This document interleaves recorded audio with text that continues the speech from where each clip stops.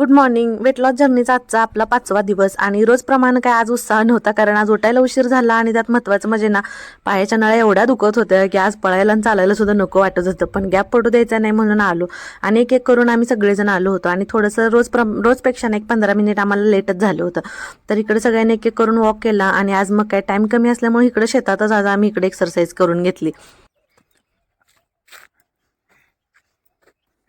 रोजपेक्षा आज जरा थंडी कमीच होती बरं का. आणि हो, तुम्ही म्हणाल होता की ताई तुझं दिवसभराचं डाएट शेअर कर, तर आज मी तुमच्यासोबत ना हेल्दी सूपची रेसिपी सुद्धा शेअर करणार आहे.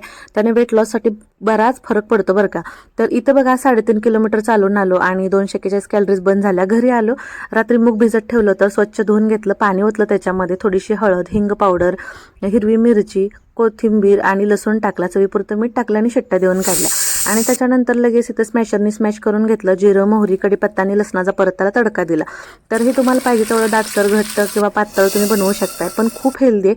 सकाळी चहा वगैरे प्यायची तलप होते त्यावेळेस तुम्ही नक्कीच हे सूप घेऊ शकता आणि नक्कीच ट्राय करा. भेटू परत. बाय.